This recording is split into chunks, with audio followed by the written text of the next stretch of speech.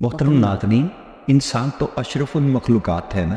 وہ کوئی ایسی حرکت یا ایسی چیزیں یا ایسے کچھ کام تو نہیں کر سکتا جو اپنے آپ کو نقصان پہنچانے کا باعث ہو. کیونکہ گدھا تو اپنے آپ کو لاشعوری طور پہ تکلیف کا باعث بن سکتا ہے اپنے لیے، لیکن انسان تو سوچ سمجھنے کی صلاحیت رکھنے پہ ہمیشہ ایسا کام کرے گا جو ہمارے لیے اچھا ہو، ہمارے لیے فائدہ مند ہو، ہماری بہتری کے لیے ہو. لیکن ہم کچھ ایسی چیزیں بھی کر جاتے ہیں لاشعوری طور پہ، نہ جانتے ہوئے، نہ سمجھی میں، جو ہمارے وائٹل آرگنز کو نقصان پہنچانے کا باعث بنتی ہیں. مثلا کچھ چیزیں ہمارے دماغ کو نقصان پہنچاتی ہیں، کچھ چیزیں ہمارے دل کو نقصان پہنچاتی ہیں، کچھ چیزیں ہمارے لنگز کو نقصان پہنچاتی ہیں، اور کچھ چیزیں ہمارے ایون جگر کو جیسے وائٹل آرگن کو بھی نقصان کا باعث بنتی ہیں.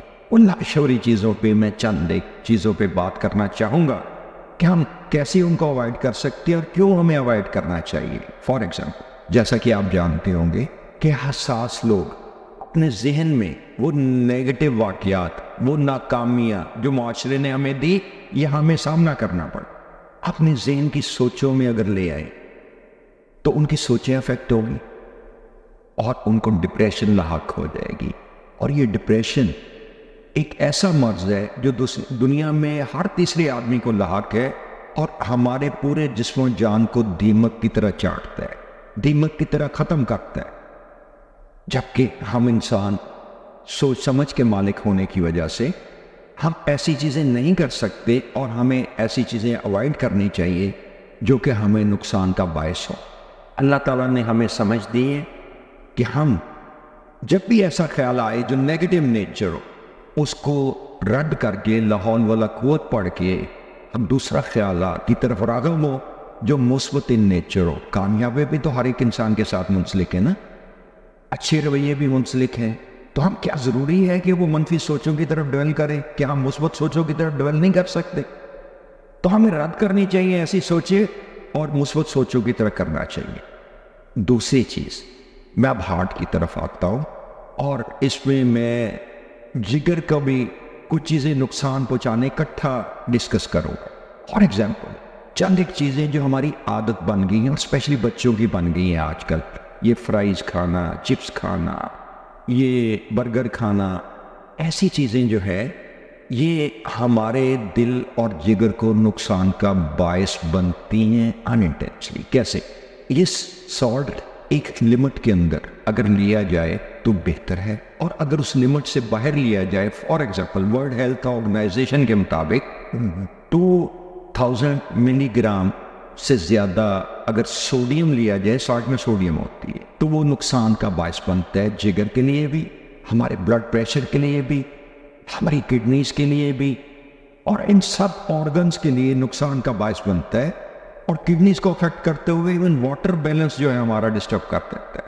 جبکہ میں آپ کو بتانا چاہتا ہوں کہ ایک 100 گرام صرف سالٹ میں کو 3000 ملی گرام سوڈیم ہوتا ہے، جبکہ 2000 milligram sodium normal intake per day اس سے زیادہ نہیں لینی چاہیے.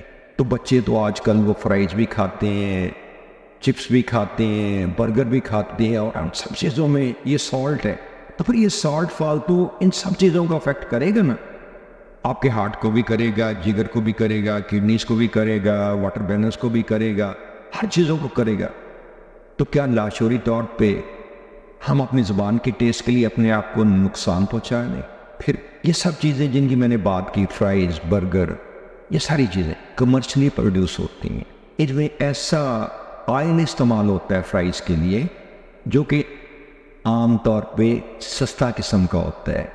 اس میں چربی ہوتی ہے جس سے کولیسٹرول جو ہمارے جسم میں چلا جاتا ہے، ہماری رگوں کو، ہماری آرٹریز کو، اس میں کولیسٹرول جب جمع ہونے لگتا ہے تو پھر اس سے افیکٹ آتا ہے، ہارٹ پہ پریشر آتا ہے اور ہارٹ کا مسئلہ لاحق ہونا شروع ہو جاتا ہے.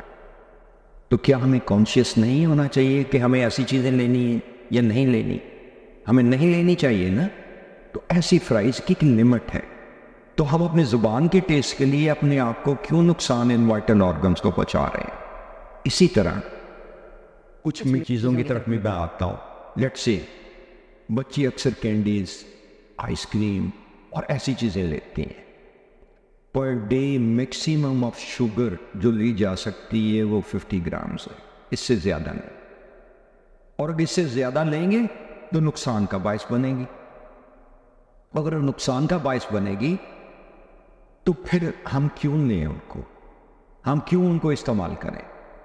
اور اگر ان کو استعمال کریں گے تو یہ جاننے کے بعد کہ یہ ہمارے لیے نقصان کا باعث ہے, تو ہم جب یہ جان لیں گے تو یقیناً آپ چاہیں گے کہ ایسے چیزیں نہ استعمال کریں. اسی طرح کچھ اور چیزیں لائک کینڈ فروٹ جو ڈبوں میں بند ہوتا ہے, ان میں کچھ ایڈیٹیوز ہوتے ہیں, کوئی آرٹیفیشل چیزیں ہوتی ہیں, وہ نہیں لینی چاہیے کیونکہ یہ کیمیکلز جو اس میں ہوتے ہیں, ایڈیٹیوز جو ہوتے ہیں, یہ نقصان کا جگر کے لیے باعث بنتے ہیں, اس میں پرابلم کرتے ہیں.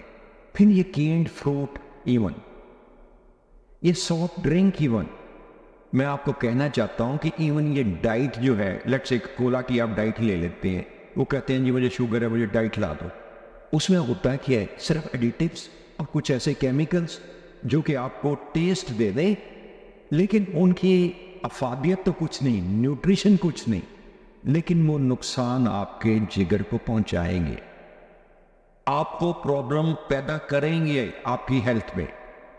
اور جب ہیلتھ رسک ہے تو ہم زبان کے ٹیسٹ کے لیے کیوں ان کو فالو کریں؟ اسی طرح اگر میں بری چیزیں بتا رہا ہوں کہ لاشعوری طور پہ, میں کچھ چیزیں اچھی چیزیں بھی آپ کو بتانا چاہتا ہوں بالکل مختصر طور پہ. لیٹ سے کہ اگر آپ گارلک کا 1 کلو یا ہاف آف دا کلو روزانہ لے لیں, وہ بھی زیادتی میں نہیں لینا چاہیے, تو آپ کے یہ ہارٹ, بلڈ سرکولیشن, جگر کے لیے بہت اچھی چیز ہے. گارلک کے علاوہ لیٹ سے آپ جنجر لے لیتے ہیں, ادرک لے لیتے ہیں, آپ کا اسٹومک سارا ٹھیک رہے گا. ادرک کی چائے مشہور ہے, کہوہ مشہور ہے, آپ اس کو لے لیں, وہ آپ کے جسم کے جتنے جوڑ ہیں جتنے ہیں ان سب کو بہتر کرے گا. سرکہ سیب, شہد, لیمو, اور آپ اینٹی آکسیڈنٹس, اگر آپ نے سنا ہوگا کہ ہمارے جسم میں جو توڑ پھوڑ ہوتی ہے وہ آکسیڈنٹ کی وجہ سے ہوتی ہے. یہ جو مولیکیولز ہیں, لیٹ سے یہ فری الیکٹرونز جو ہیں, یہ ہماری باڈی سیلز میں سے جب خارج ہوتے ہیں تو ڈیمیج کرتے ہیں, اور اگر ہم اینٹی آکسیڈنٹس کی مقدار بڑھا لیں تو یہ جسم کی توڑ پھوڑ جو ہے, یہ نقصان جو ہے یہ کم ہو جائے گا. اور یہ کن چیزوں میں ہوتا ہے؟ Let's say vitamin A, vitamin C, vitamin E, یہ سارے اینٹی آکسیڈنٹس ہیں. لپوئک ایسڈ اور سولینیم. وٹامن اے کن چیزوں میں ہے؟ یہ گاجر وغیرہ ساری چیزیں جو آپ کو اویلیبل ہیں. وٹامن سی کن چیزوں میں؟ یہ جوسی چیزیں جتنی ہیں, لیمو, مالٹا, یہ ساری چیزیں, اسٹرابری. اور یہ آپ کی آنکھوں تک سے وٹامن اے اور یہ سی, ای, یہ ساری توڑ پھوڑ ختم کرتے ہیں اور آپ کو اسٹرینتھ دیتے ہیں. آپ ان چیزوں کی طرف راغب ہوں, اور ان چیزوں کو میری گزارش ہے اوائڈ کریں جو آپ کی صحت کو نقصان کا باعث بن رہی ہے, especially to the vital organ. اس مختصر پروگرام کے بعد جاوید مرزا کو اجازت دیجیے گا. اللہ آپ کا نگہبان ہو. اللہ حافظ.